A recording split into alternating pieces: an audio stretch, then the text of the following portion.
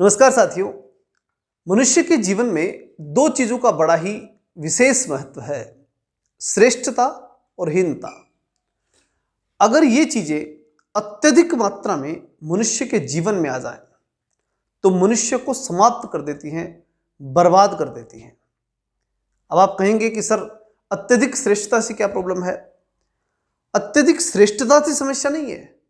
अत्यधिक श्रेष्ठता का भाव अगर मन में ज्यादा पैदा हो जाए कि मैं दुनिया से श्रेष्ठ हूं, मैं उससे भी श्रेष्ठ हूं, मैं उन लोगों से भी श्रेष्ठ हूं और मैं इस क्षेत्र में भी श्रेष्ठ हूं, हर क्षेत्र में अपने आप को श्रेष्ठ मानना शुरू कर दे, तो बड़े ही विनाश की स्थिति पैदा होती है। क्योंकि अत्यधिक श्रेष्ठता अपने आप में मान लेना मनुष्य के दो चीजों के लिए नुकसानदायक होती है। सबसे पहली चीज कि उसके अंदर ये भाव पैदा हुआ है कि मैं अत्यधिक श्रेष्ठ हूं। अत्यधिक श्रेष्ठ का भाव उत्पन्न होते ही उसके श्रेष्ठता के चरण डगमगा जाएंगे। वो अब श्रेष्ठता की तरफ नहीं बढ़ेगा, क्योंकि उसको विश्वास हो चुका कि अब मेरे से ज्यादा श्रेष्ठ कोई भी नहीं है। और ये अपने आप में विनाश की प्रथम निशानी है, क्योंकि मनुष्य जब अपने आप को पूर्णता की तरफ मानने लग जाता है, होना नहीं होना अलग विषय है, मान लेना।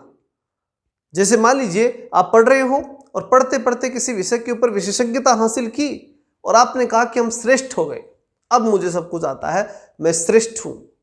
उस दिन मान लीजिए आपने सीखना भी बंद कर दिया है। ये एक बहुत बड़ी और गहन चिंतन का विषय है। इस पे पूरी बात को मेरे को सुनने का प्रयास करना, निश्चित रूप से जीवन को एक अच्छी दिशा आपको मिलेगी। इसमें एक छोटी सी कहानी मैं बताऊं आपको कि एक बार एक जो है मूर्तिकार था।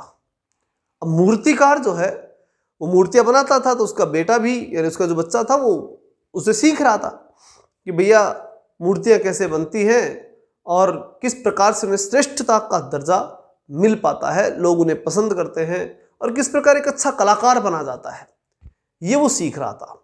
और सीखते सीखते उसने बहुत अच्छी मूर्तियां बनाना शुरू कर दिया।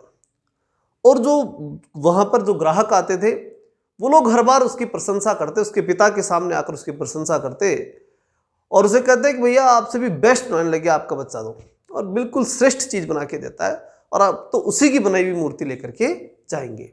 इस प्रकार की बातें जब होने लगी तो वो भी दुकान में सुनता था। अब वो क्या करता था, जो उसका पिता जो था, उस बच्चे का पिता, वो हमेशा उसके अंदर जब वो ग्राहक आकर एक बहुत ज्यादा बड़ाई करता तो कुछ कमी निकाल देता कि नहीं नहीं आपको समझ में नहीं आया, उसमें वो कमियां थी जो आपके पकड़ में नहीं आई, वो एक कलाकार ही पकड़ सकता है। और ऐसे करते करते कई दिनों तक वो ऐसा करता रहा और उधर वो श्रेष्ठतम मूर्तियां बनाता रहा कि ये कमी बताई ना, इसको और दूर करूंगा, क्योंकि पिता कमी बताता था और पुत्र उस कमी को फिर दूर करता था। कमी बताना, उसे दूर करने का काम, ये प्रोसेसिंग चल रही थी। पहले ग्राहक आता, उसके बेटे को श्रेष्ठ बताता, उस श्रेष्ठता की बजाय उसका पिता जो था वो उसमें कमी निकालता और फिर वो पुत्र जो है वो उसमें से उस कमी को दूर करता। और वो इतनी शानदार मूर्तियां बनने लग गई कि उस अनुपात की मूर्तियां पूरे विश्व में ना हो, ऐसी कल्पना लोग करने लग गए। अब एक बार जो है एक व्यक्ति आया दुकान पर और उसने कहा कि तेरे पिता जो है वो तेरे दुश्मन है क्या?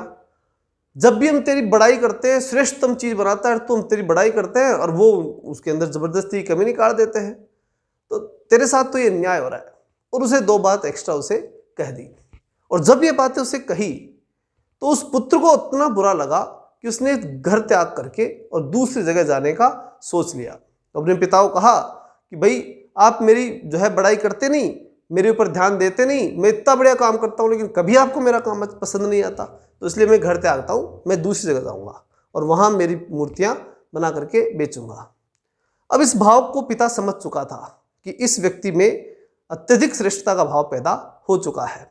उसने कहा ठीक है जाओ। अब वो व्यक्ति वहां से, मतलब उसका जो पुत्र था, वो चला जाता है और जाकर के दूसरी जगह मूर्तियां बनाना शुरू कर देता है। अब वो जो मूर्तियां बनाता है तो पूरे विश्व में प्रसिद्ध होती है, बहुत अधिक प्रसिद्धि उसे मिलती है। फिर उसके बाद में एक निश्चित समय बाद वो प्रसिद्धि रुक जाती है। जो गति से उसकी प्रसिद्धि बढ़ रही थी, जब पिता के पास वो पुत्र था तो उसके अंदर प्रसिद्धि की गति थी, बार बार प्रसिद्धि बढ़ रही थी, आगे की तरफ बढ़ रही थी। लेकिन जैसे ही वो अलग जाकर की मूर्तियां बनाना शुरू करता है, एक स्थिरता का भाव आता है कि बस इससे अधिक लोग प्रशंसा नहीं कर पा रहे हैं और अब लोगों को बहुत ज़्यादा उसमें कुछ सुधार नहीं दिख रहा कि बहुत ज़्यादा प्रशंसा चल करके आकर प्रशंसा करे। नॉर्मल एक मूर्तिकार की तरह उसे स्थिरता दे दी, लोगों ने उसे एक नॉर्मल मूर्तिकार मानना शुरू कर दिया। अब वो अपने पिता के पास आता है और कहता है कि भाई ऐसा मेरे साथ क्यों हुआ। तब पिता ने जवाब दिया, वो बड़ा महत्वपूर्ण है। पिता ने कहा कि भाई आपने हमारी बात को तो बुरा मान लिया, भाई मैं तेरी बात को कुछ कमियां निकाल रहा था, तुझे सुधार रहा था, तेरे को बुरा लगा, लेकिन मैं जबरदस्ती की कमी इसलिए निकाल रहा था कि जितनी छोटी से छोटी कमी भी हो वो कमी भी तुझे मालूम पड़ जाए और तू उसको भी दूर कर ले। अब तू मेरे से अलग हो गया, अब तेरे को कमी कौन बताएगा, और जब तेरे को कोई कमी बताने वाला नहीं होगा तो तू अपने आप में सुधार कभी नहीं करेगा, और जब सुधार नहीं करेगा तो तू श्रेष्ठ नहीं बनेगा। तो इसलिए जब भी व्यक्ति अपने आप को श्रेष्ठ मानना शुरू कर देता है तो उसकी श्रेष्ठता के आगे की जो राह है वो बंद हो जाती है, वो और श्रेष्ठ होना बंद कर चुका होता है। इसलिए कभी भी अपने आप को श्रेष्ठ मान लेना ये अपने आप में बहुत बुरी स्थिति होती है। हाँ, दुनिया श्रेष्ठ कहती है, कहने दो, हमें अपने आप को श्रेष्ठ मान करके अपने आप को रोकना नहीं है और आगे बढ़ना है और बढ़ते ही चले जाना है। ये श्रेष्ठता का एक परिमाप होता है जो हमें आगे बढ़ाता है, क्योंकि जब हम अपने आप को श्रेष्ठ मानते हैं तब हमारे अंदर अहंकार उत्पन्न हो जाता है। और इसी प्रकार से इसका जस्ट विपरीत जब देखा जाए कि जब हम अपने आप को हीन मानते हैं, हीनता का भाव पैदा होता है, तो भी बड़ा घातक है, क्योंकि उससे हमारे में आत्मविश्वास की कमी आती है। हम कई बार बहुत अच्छे कार्य कर रहे होते हैं, लेकिन हम उसके बावजूद भी कोई दूसरा व्यक्ति जो हमें पसंद नहीं करता या फिर उसकी कोई तकलीफ है हमारे से, वो व्यक्ति आगे कहता है कि नहीं यार ये ऐसा नहीं, तू अच्छा ढंग से नहीं कर पाया, और हम उसकी बात को बड़े ही ज़्यादा ही जोर से ले लेते हैं, उसकी बात ज़्यादा स्वीकार कर लेते हैं और अपने आप को डिमोरलाइज कर लेते हैं। वो भी पूरी तरह से गलत है। हमें अपने आप को गिराना भी नहीं है और अत्यधिक अहंकार, अत्यधिक जो है श्रेष्ठ मान के अहंकार भी नहीं करना है। तो फिर हमें करना क्या है, हमें संतुलन बनाना है। मध्यमा प्रतिपदा का जो सिद्धांत जो बुद्ध ने दिया था उस पर चलना है। हमें अपनी श्रेष्ठता की ओर बढ़ना है, अपनी कमियां ढूंढनी है, अपने खुद ढूंढनी है, कोई बताए तो उसे स्वीकार करना है, और कमियों को ढूंढ करके या जो लोग बताए उन्हें स्वीकार करके अपने आप को कमजोर किए बिना उनको सुधार करते हुए आगे बढ़ना है। यानी किसी भी स्थिति में अपने आप को हीन नहीं मानना और अपने आप को अत्यधिक श्रेष्ठ नहीं मानना, और बिल्कुल संतुलित अवस्था के साथ आगे बढ़ना है। कमियों को ढूंढिए, उन्हें दूर कीजिए और फिर आगे बढ़िए, फिर ढूंढिए, फिर दूर कीजिए, फिर आगे बढ़िए, और सबकी बात सुनिए, लेकिन बहुत ज़्यादा महत्व इतना नहीं दीजिए, चाहे दोनों ही चीज़ों में हो। अगर आपको बहुत अधिक लोग श्रेष्ठ बताते हैं तो भी बहुत अधिक महत्व नहीं देना, और अगर आपको कोई हीन बताए तो भी बहुत अधिक महत्व नहीं देना। सबकी सुननी है और सुनने के बाद अपना सुधार करते हुए आगे बढ़ते रहना है।